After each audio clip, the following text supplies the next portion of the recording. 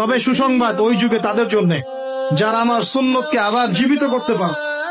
যে আমার মৃত সুন্নতকে জীবিত করবে, আল্লাহ পাক তাকে 50 জন শহীদ সাহাবীর সমান রেখে দিবে ইনশাআল্লাহ। এটাই আমাদের কাজ। আল্লাহ পাক আমাদেরকে তৌফিক দান করুন। তার মানে তাকদীর লেখা হয়ে গেছে।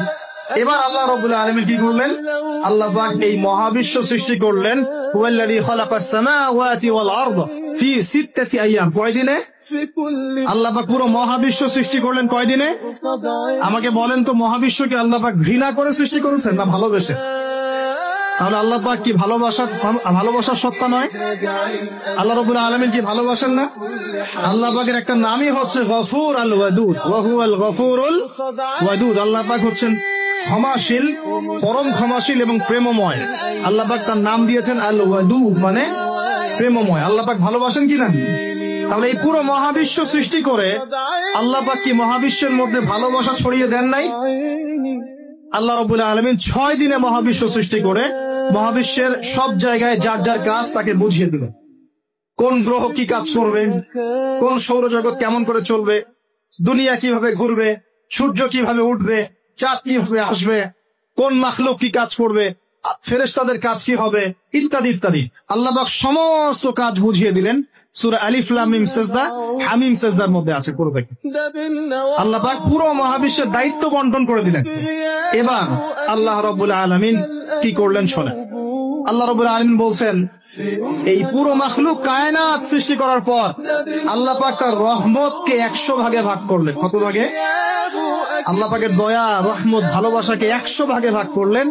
ভাগ করে 1 ভাগ, মাত্র 1 ভাগ আল্লাহ পাক পুরো মহাবিশ্বে ছড়িয়ে দিলেন। বলেন সুবহানাল্লাহ।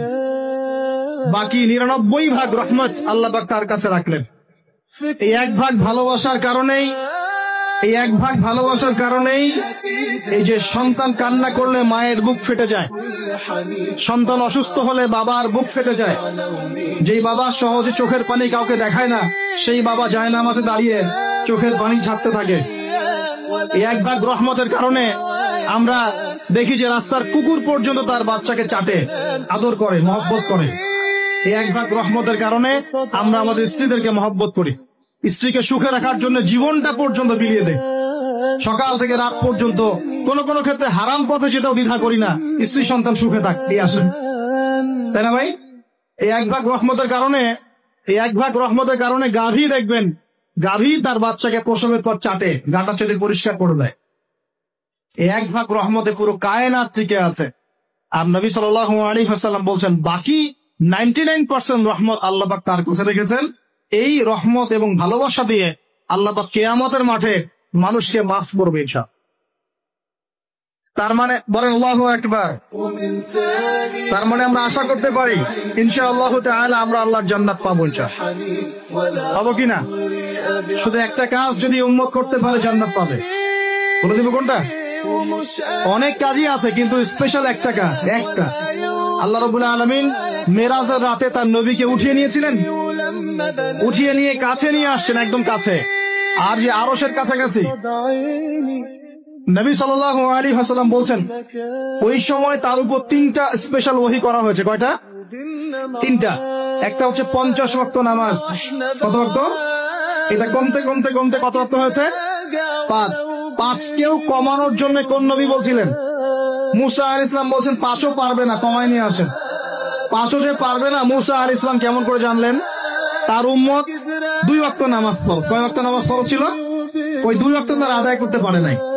এই অভিজ্ঞতা থেকে তিনি বলেছেন যে আপনার উম্মত 5 ওয়াক্ত পারবেন। সত্যি না মিথ্যা কথা? আসলেই কি উম্মত 5 ওয়াক্ত নামাজ পড়তে পারছে? আচ্ছা, যাই হোক, আল্লাহ পাক আমাদেরকে পড়ার তৌফিক দান করুন। দ্বিতীয় ওহী হচ্ছে সূরা বাকারার শেষের 3টা আয়াত। কয় আয়াত? সূরা বাকারার শেষের 3 আয়াত ওহী করেছেন কে? আল্লাহ রাব্বুল আলামিন। কোন ব্যক্তি যদি রাতের বেলা সূরা বাকারার শেষের 3টা আয়াত পড়ে সারা রাত ইবাদত করার নেকি পাবে ইনশাআল্লাহ। আর 3 নাম্বারটা হচ্ছে স্পেশাল, সেটা হচ্ছে আল্লাহ পাক বলেছেন, হে মুহাম্মদ সাল্লাল্লাহু আলাইহি ওয়াসাল্লাম, বলেন সাল্লাল্লাহু আলাইহি ওয়াসাল্লাম, তোমার উম্মতের কোন ব্যক্তি যদি আসমান জমিনের সমান গুনাহ নিয়ে আমার সামনে দাঁড়ায়, আসমান জমিন সমান গুনাহ নিয়ে আমার সামনে দাঁড়ায়, কিন্তু আমার সাথে শিরকের পাপ নাই, আমার সাথে কোনো শিরকের পাপ করে নাই, ইনশাআল্লাহ আমি আল্লাহ তার সামনে আসমান জমিন সমান ক্ষমা নিয়ে হাজির হবো ইনশাআল্লাহ। তার মানে আমরা যদি ইনশাআল্লাহ তাআলা শিরকের পাপ থেকে দূরে থাকতে পারি, ইনশাআল্লাহ আশা করা যায় আমরা আল্লাহর সন্তুষ্টি পাবো ইনশাআল্লাহ।